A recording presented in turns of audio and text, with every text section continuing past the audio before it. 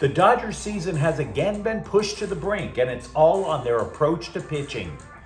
Ethan Garbers returns to practice for UCLA, and somebody who used to play for Ange City FC is a low-down snitch. Good morning. I'm James.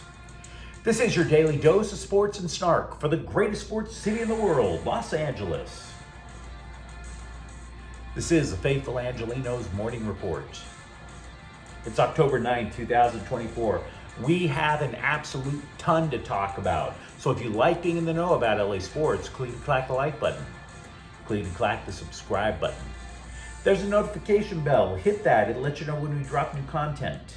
Sharing is caring. Let people know we exist. By all means, comment. Now, we do have an expanded look at the scoreboard, even though there was only one game.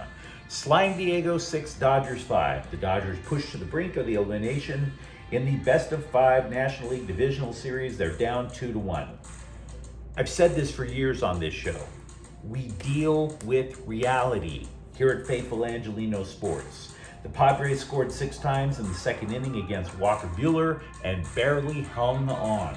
The rally was keyed by the insufferable Manny Machado, who legally ran out of the baseline to interfere with the throw to second base. Instead of a potential double play, ball hit Machado's shoulder. Machado was running on the infield grass. The ball caroms into the outfield. Machado takes third, and it was deemed a throwing error by first baseman Freddie Freeman. You may have heard me slip in the word legally. The play is in fact legal. There was no tag attempt. Now you might snap back at me and say, well, wait a minute. How can you make a tag attempt when Machado sticks his fat ass into the flight of the ball? And I'd agree with you. I totally agree with you. The play looks flat out cheap. It's reason like 7,080 why I call the place Slime Diego. Just because something is legal doesn't mean it's not slimy. That play was slimy. Personally, the play brought back Reggie Jackson doing something similar to break up a double play in the 1978 World Series. Jackson stopped running from first to second and then stuck out his hip to deflect a throw over to first. That keyed a Yankees rally. And also for the Padres, it did for them last night. Now, Teoscar Hernandez hit a grand slam to pull the Dodgers to within a run, but LA couldn't get another run in the last 6 innings of the game. So again, while the play is sketchier than a dude selling a bag of syrup on the metro, it's legal. And big picture, you could argue that there are bigger reasons for the Dodgers' loss, and I'm about to make that argument. Bigger than Manny Machado, bigger than Walker Buehler, because we knew that the Dodgers were going to have problems with Buehler on the mound. His ERA during the regular season was pushing 6. So no, it's not Walker Buehler being on the mound. It's the reason why Walker Buehler was on the mound. It's the reason why the entire season is on the line tonight with rookie Landon Knack. It's because the Dodgers' approach to pitching ended the seasons of Dustin May, Gavin Stone, River Ryan, Tony Gonsolin, Emmett Sheehan, Kyle Hurt. Then they go out and they sign Tyler Glasnow. Excellent skill, but extremely unreliable due to a lengthy injury history. So, in my opinion, the blame for this fine mess goes either to pitching coach Mark Prior or whoever told pitching coach Mark Prior to focus so much on velocity that the entire pitching staff was set on fire. I mean, for real, the Dodgers treat pitching arms like it's a book of matches. And that's why a $1 billion offseason is about to get set on fire. Now, today the Dodgers are playing Slime Diego at 6 in Game 4. To be clear, they're still in it. The fire can be put out if Knack can outwork Dylan Cease. But again, facing reality, the Dodgers are 1-3 in their last 4 exhibition games. Somebody has to pay if the Dodgers lose tomorrow night. It's your guess as good as mine who winds up being the scapegoat. Elsewhere in LA, Ethan Garbers returned to practice for UCLA football Tuesday. However, reporters who attended the practice noticed that Garbers' right ankle had so much tape on it that the guy couldn't move normally. Also, if you watched UCLA play last week over at Penn State, yeah, you noticed a change of quarterback. You noticed Garbers wasn't there. But what you might not have noticed as quickly, myself included, were multiple changes on the offensive line that frankly worked. Credit where it's due. You didn't get the win, but it looked like it worked to me. Josh Carlin shifted from center to right guard. Sam Yoon took over at center. Nicky Prongo started at left tackle. The Nittany Lions sacked backup quarterback Justin Martin twice. But in the prior 2 games, with the prior incarnation of the offensive line, the Bruins gave up 9 sacks. So they're obviously trying to rebuild the program. Nobody's suggesting this is going to lead them to a bowl game. But in a rebuild, things like this actually matter a hell of a lot. Somebody snitched. Don't you love snitches? Of course you don't. NWSL Commissioner Jessica Berman told The Athletic that a former Angel City player squealed on the front office about an alleged salary cap violation, which ultimately led to the team, a team that was a long shot to make the playoffs in the first place, getting sanctioned 6 ways from Sunday. The former player signed with another team and then promptly sang like a canary about side payments that Angel City allegedly made to 5 players. And you might be sitting there going, well, you know, it's professional athletics. It's got to be big money, right?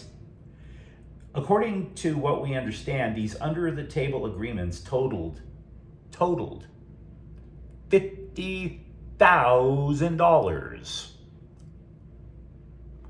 50 grand. 50 grand. By comparison, the average new car buyer in 2023 spent a little bit more than 48 grand and just got a Toyota Camry out of the deal. 50 grand.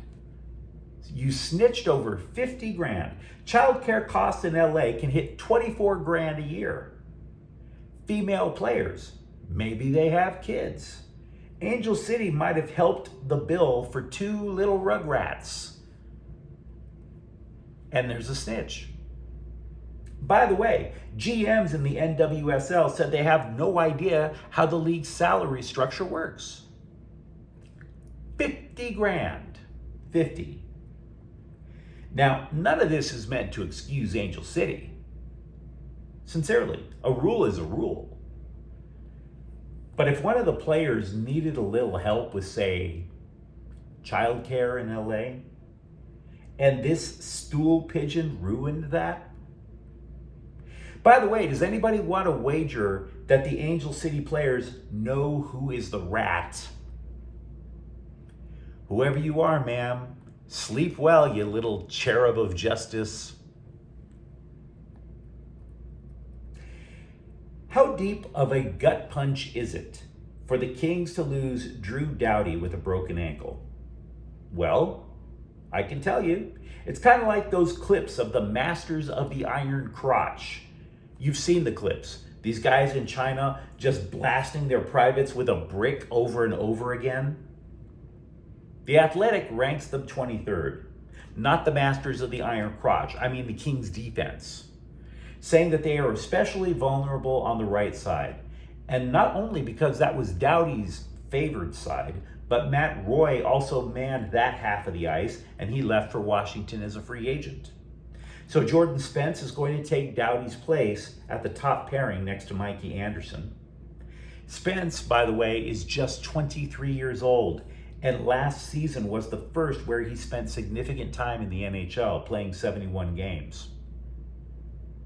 That's not risky at all, is it? And yes, you may be wondering about the highly touted prospect Brant Clark, but he's going to learn the ropes on the third pairing with Joe Edmondson. And I can't fault the Kings for doing that. Clark has only played in the NHL for 25 games total. Nobody can argue he's ready for the responsibility of being on the top pairing. USC coach Lincoln Riley said he does not know how officials reversed a decisive fourth down goal line defensive play that was originally ruled a stop in favor of the Trojans with less than a minute to go over in Minnesota. NCAA rules claim that officials need indisputable video evidence in order to reverse a call made on the field. So Riley called the Big Ten for an explanation, and conference officials replied that they believed that the Golden Gophers' Max Brosner crossed the goal line. Believed. This made Riley a little miffed. He told the LA Times, quote, "They agree that it's not indisputable." I mean, they agree, which is unfortunate because that's part of the rules. It's a close play. I get it. Did he score? Maybe he did. Maybe he didn't. I don't know, but that's the problem. Nobody knows, and you're going to have to go back with what the officials call on field, unquote. Yeah. And it's still a loss. I'm not taunting Lincoln Riley. I actually happen to like Lincoln Riley. And yeah, he should be complaining. But you still have to deal with reality. You've got Penn State coming to town in a couple of days.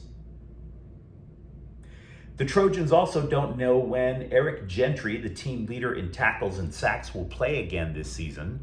So that's uncomfortable. Gentry wore street clothes to practice Tuesday. Riley would not rule out the possibility that Gentry might redshirt the rest of the season. I enjoy the chess match, by the way, of football defense. You don't have to play like the 46 zone of the Chicago Bears. If you have a solid defense, you can actually relax for big chunks of a football game because you know your defense has it covered. I really enjoy that. So I bring that up because I'd like to ask Charger fans if they agree.